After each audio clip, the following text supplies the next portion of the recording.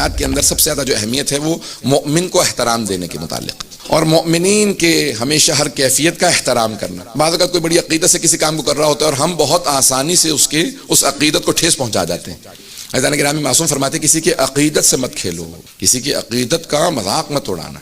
اور بعض اوقات بڑے بڑے عقیدت مند لوگ ہوتے ہیں، انہی کی عقیدت کی وجہ سے دعائیں قبول ہو رہی ہوتی ہیں۔ میں پتہ نہیں اس بات کو پہنچا پا رہا ہوں یا نہیں۔ بعض اوقات تمام مجمع جمع ہوتا ہے، کسی کی دعا قبول نہیں ہو رہی ہوتی، ایک ایسا آدمی ہوتا ہے جس کی وجہ سے سب کی دعا قبول ہو جاتی ہے۔ معصوم کے الفاظ ہیں کہ اجتماعی دعا کیا کرو۔ جب فرشتہ آتا ہے نا دعا کے لے جانے کے لیے، زمین پہ آتا ہے پروردگار کی طرف، جا کے دعا لے آ، تو بعض اوقات ایک ایسا آدمی ہوتا ہے جس کی وجہ سے سارے مجمع کی دعا قبول ہو جاتی ہے۔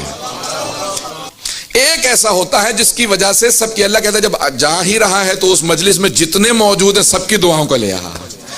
اور بعض اوقات ایک ایسا ہوتا ہے جس کی وجہ سے اللہ سب کی دعائیں رد کر دیتا ہے۔ بہت پریشان ہو کے اس جملے کو سنا آپ نے۔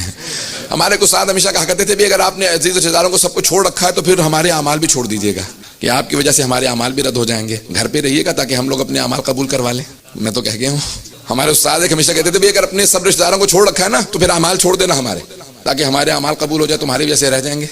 عزیزان گرامی، بہت سے اعمال رد ہو جاتے ہیں کسی ایک ایسے کی وجہ سے جو قطع رحم کا اتنا عادی ہو چکا ہو کہ کسی رشتہ دار سے تعلقات نہ ہوں، جو قطع رحم کی وجہ سے، اس ایک کی وجہ جس نے سب کو چھوڑ رکھا۔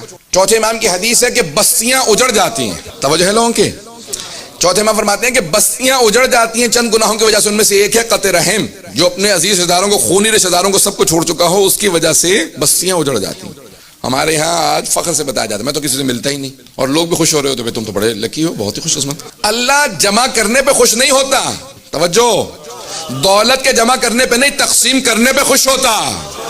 کیا تم ایک کسی بہت ہی ادنا سے گفٹ کو، تحفے کو، ہدیے کو کسی اچھے مستحق کے پاس لے کے جاؤ گے؟ اللہ کو وہ زیادہ عزیز ہے تمہاری تمام عبادات سے۔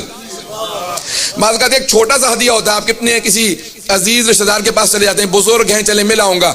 امام معصوم فرماتے ہیں کہ اگر تمہیں اندازہ ہو جائے، ہم اہل بیت علیہ السلام فرماتے ہیں کہ ہم اہل بیت کسی چیز کو جانتے ہی نہیں ہیں صلہ رحمی سے زیادہ جو زندگی کو بڑھاتا ہو، اور قطع رحمی سے زیادہ کچھ نہیں جانتے جو زندگی کو کم کرتا ہو۔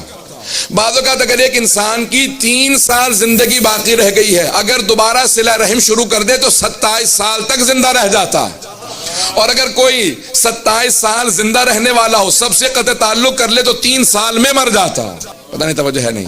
عزیزان گرامی، صلہ رحمی عجیب و غریب شے ہے، اور اس کے علاوہ یہ تمام چیزیں جتنی بھی ہیں یہ سب متصل ہیں ایمان کے علامات۔ عزیزان گرامی، جتنے بھی اپنے زندگی کے اندر سب سے جو بنیادی شے ہے وہ ہے اخلاص۔ اگر تعلق رکھتے ہو عزیز رشتہ داروں سے تو اخلاص کی وجہ سے، خدا کی خاطر، اور اگر تعلق ختم بھی کرتے ہو کسی کی وجہ سے تو وہ اخلاص کی خاطر، اپنے نفس کی خاطر نہیں پہنچا سکا بات کو۔ اگر جناب حبیب خدا ابو لہب کو چھوڑ رہے ہیں تو خدا کی خاطر، ابو طالب کو اپنا رہے ہیں تو خدا کی خاطر۔ عزیزان گرامی، سارا جو ملاک ہونا چاہیے وہ اخلاص پہ ہونا چاہیے، ایمان ملاک ہونا چاہیے۔ جو ایمان رکھتا ہے تو اس کے ساتھ انسان ہمیشہ صلہ رحم رکھتا رہے، اور اگر کوئی ایمان چھوڑ گیا تو اس کے ساتھ صلہ رحمی اس طرح سے نہیں، بس صرف سلام کی حد تک رکھیں جو ایمان ضائع